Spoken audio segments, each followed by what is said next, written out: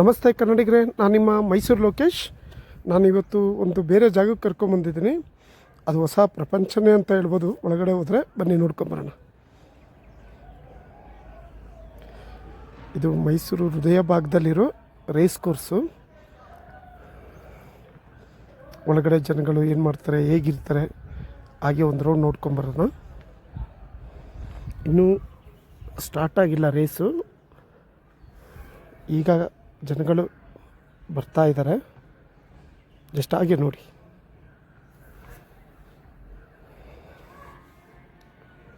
ಒಳಗಡೆ ಬಂದ ಕೂಡಲೇ ಒಂದು ಚಾರ್ಟ್ ಕೊಡ್ತಾರೆ. ಈ ಚಾರ್ಟಲ್ಲಿ ಯಾವ್ಯಾವ ಸ್ಟೇಟಲ್ಲಿ ಯಾವ್ಯಾವ ಕುದುರೆ ಓಡುತ್ತೆ, ಟೈಮಿಂಗ್ಸು, ಪ್ರತಿ ಓಡಿಸೋದು ಯಾರು, ಆ ಕುದುರೆ ಹೆಸರು, ಓಡಿಸೋರ ಹೆಸರು, ಪ್ರತಿಯೊಂದು ಈ ಚಾರ್ಟಲ್ಲಿರುತ್ತೆ.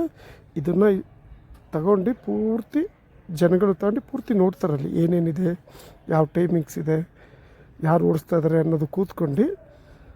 ಸ್ಕೂಲಲ್ಲೂ ಅಷ್ಟು ಓದಿರಲ್ವೇನೋ ಅಷ್ಟು ಚೆನ್ನಾಗಿ ಇದನ್ನು ಸ್ಟಡಿ ಮಾಡ್ತಾರೆ. ಸ್ಟಡಿ ಮಾಡಿ ನಂತರ ಒಳಗಡೆ ಹೋಗಿ ಅದೇನು ಏನು ಕುದುರೆ ಓಡುತ್ತೆ, ಯಾವ ಸ್ಟೇಟಲ್ಲಿ ಓಡುತ್ತೆ ಅದ್ರ ಮೇಲೆ ಬೆಡ್ ಹಾಕ್ತಾರೆ, ಬೆಟ್ಟಿಂಗ್ ಕಟ್ತಾರೆ.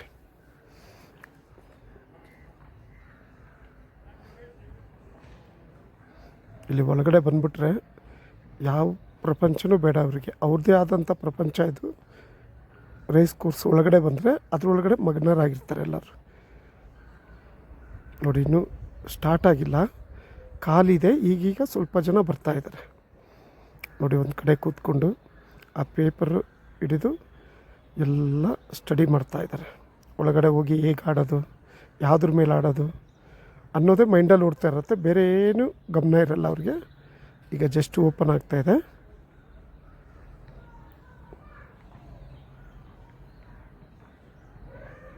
ನಾನು ಟಿಕೆಟ್ ತಗೊಂಡೆ. 200 ರುಪೀಸು ಎಂಟ್ರೆನ್ಸ್ ಫೀಸು.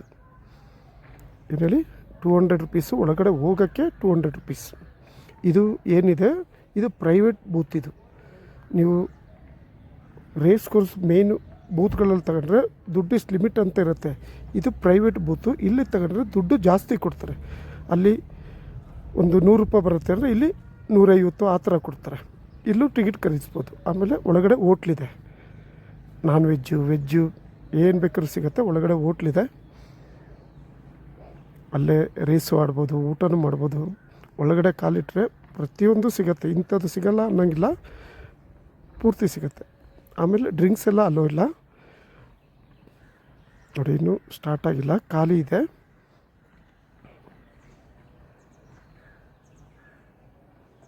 ಇದು ಮೈಸೂರು ರೇಸ್ ಕ್ಲಬ್ಬಿಗೆ ಸಂಬಂಧಪಟ್ಟಿದ್ದು, ಅದಕ್ಕೆ ಖಾಲಿ ಇದೆ. ಇನ್ನೂ ಜನಗಳಷ್ಟು ಬರ್ತಿಲ್ಲ. ಇಲ್ಲೂ ತಗೊಳ್ತಾರೆ, ಆಮೇಲೆ ಪ್ರೈವೇಟಲ್ಲೂ ಆಡ್ತಾರೆ ನೋಡಿ. ಎಲ್ಲರೂ ಒಂದು ಪೇಪರ್ ಬುಕ್ಕು ಹಿಡಿದು ಅದರೊಳಗಡೆ ಮಗ್ನರಾಗಿರ್ತಾರೆ. ಇದು race course, Mysuru race course.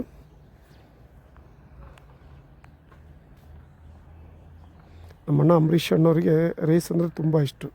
ನಾನು ಎಷ್ಟೋ ಸಲ ಆಗ ಅವ್ರು ಒಳಗಡೆ ಕೂತ್ಕೊಂಡು ರೇಸ್ ನೋಡ್ತಿದ್ದನ್ನು ನಾನು ಪಕ್ಕದಲ್ಲಿ ಕೂತ್ಕೊಂಡು ನೋಡಿದ್ದೆ ಒಂದ್ಸಲ, ತುಂಬ ವರ್ಷಗಳಿಂದ.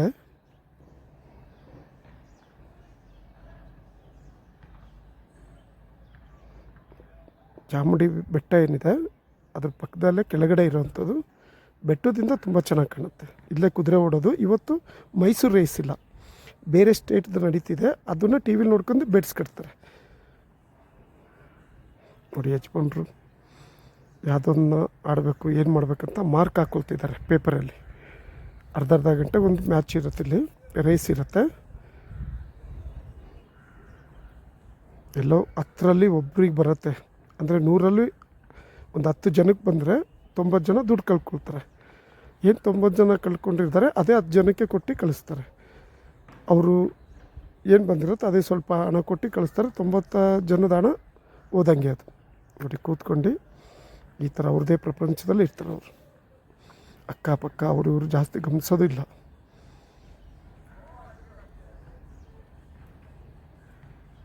ಟಿಕೆಟ್ ಕೌಂಟ್ರದು ನೋಡಿ. ಎಲ್ಲರ ಕೈಯಲ್ಲೂ ಪೇಪರ್, ಎಲ್ಲರ ಕೈಯಲ್ಲಿ ಒಂದೊಂದು ಪೇಪರ್ ಇದೆ. ಇದು ಬೇರೆ ಸ್ಟೇಟಲ್ಲಿ ನಡೀತಿರೋ ಕುದುರೆ ರೇಸ್ ಇದು ನೋಡಿ. ಬೂತ್ ಹತ್ರ ಆಗಲೇ ಜನಗಳು ಬಂದಿದ್ದಾರೆ. ಇಲ್ಲಿ ಟಿಕೆಟ್ ತಗೊಂಡು ತಮ್ಮ ಆಟವನ್ನು ಸ್ಟಾರ್ಟ್ ಮಾಡಿದ್ದಾರೆ.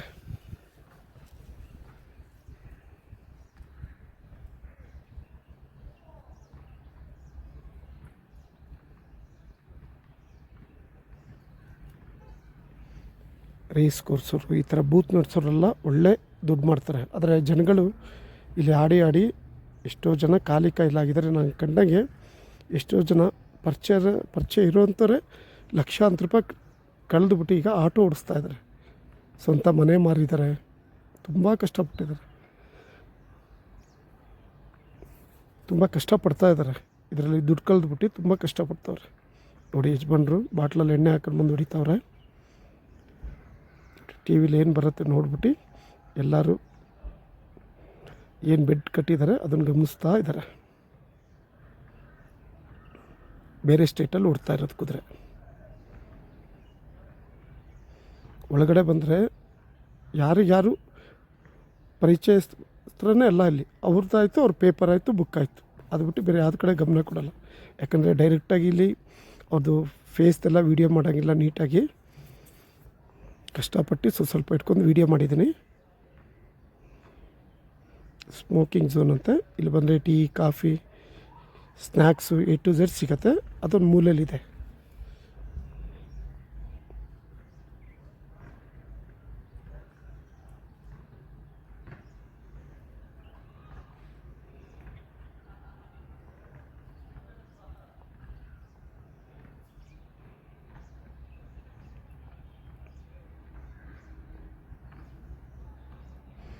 ನೋಡಿ ಹೊರಗಡೆ ಬಂದೆ. ಈಗ ಒಂದು 5-6 ನಿಮಿಷ ಇದ್ದಿದ್ದಷ್ಟೇ ಒಳಗಡೆ ನಾನು.